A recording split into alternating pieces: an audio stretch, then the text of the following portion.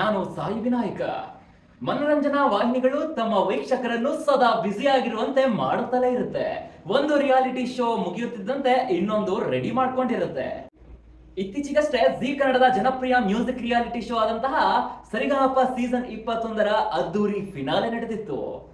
ಈ ಮೂಲಕ 21ನೇ ಸೀಸನ್ಗೆ ಅಂತ್ಯ ಹಾಡಲಾಗಿದೆ.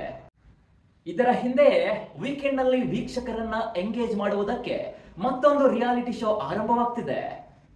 ಅದೇನೇ ಮಹಾನಟಿ ಸೀಸನ್ 2. ಮಹಾನಟಿ ಸೀಸನ್ 1 ಯಶಸ್ವಿಯಾದ ಬೆನ್ನಲ್ಲೇ ಮತ್ತೊಂದು ಸೀಸನ್ಗೆ ರೆಡಿಯಾಗಿದೆ. ಈ ಶೋನ ಪ್ರಮುಖ ಆಕರ್ಷಣೆ ಅಂದರೆ ಅದು ನಟಿ ಪ್ರೇಮಾ ಅವರು.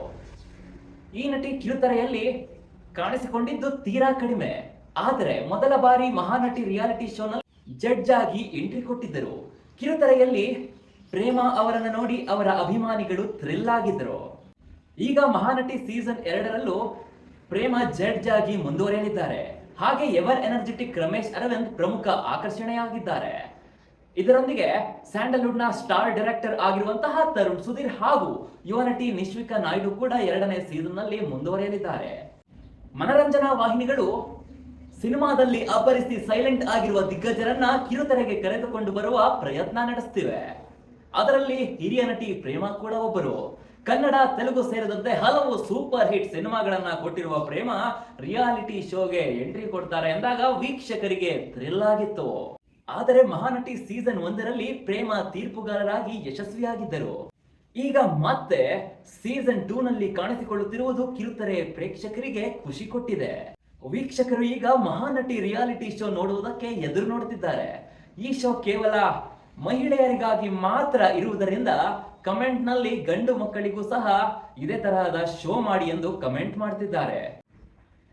ಇನ್ನು ಪ್ರೋಮೋ ನೋಡಿದ ನೆಟ್ಟಿಗರು ನಿಜವಾಗ್ಲೂ ಪ್ರೋಮೋ ತುಂಬಾ ಚೆನ್ನಾಗಿದೆ, ಮನವನ್ನು ಮುಟ್ಟೋ ರೀತಿ ಕ್ರಿಯೇಟ್ ಮಾಡಿದ್ದಾರೆ ಎಂದು ಹೇಳಿದ್ದಾರೆ. ಇನ್ನು ಕೆಲವರು ಗಂಡು ಮಕ್ಕಳಿಗೂ ಈ ತರಹದ ಅವಕಾಶ ಮಾಡಿಕೊಡಿ, ಅವರಿಗೂ ಅವಕಾಶ ಸಿಕ್ಕಿದ ಹಾಗಾಗುತ್ತೆ ಎಂದು ಹೇಳ್ತಿದ್ದಾರೆ.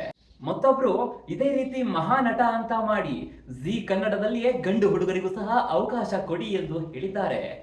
ಹಾಗೆ ಇನ್ನು ಕೆಲವರು ಆಡಿಯನ್ಸ್ ಆಗಿ ಆದರೂ ಬರಬೇಕು, ಹೇಗೆ ಬರುವುದು ಎಂದು ಹೇಳಿದ್ದಾರೆ. ಅಂದ ಹಾಗೆ ಮಹಾನಟಿ ಸೀಸನ್ 2 ಜೂನ್ ತಿಂಗಳ 14ರಿಂದ ರಾತ್ರಿ 7:30ಕ್ಕೆ ಆರಂಭವಾಗ್ತಾ ಇದೆ.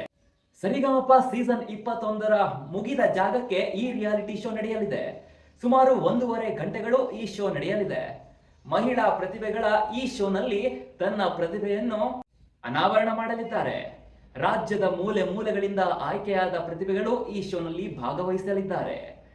ವೀಕ್ಷಕರೇ, ನೋಡಿದ್ರಲ್ಲ, ಇದಾಗಿತ್ತು ಈ ದಿನದ ವಿಶೇಷ. ನನ್ನ ಈ ವಿಡಿಯೋ ನಿಮಗೆ ಇಷ್ಟ ಆದರೆ ಲೈಕ್ ಮಾಡಿ, ಹಾಗೆ ಶೇರ್ ಮಾಡಿ ಮತ್ತು ನನ್ನ ಯೂಟ್ಯೂಬ್ ಚಾನಲ್ ಅನ್ನು ಸಬ್ಸ್ಕ್ರೈಬ್ ಮಾಡಿ.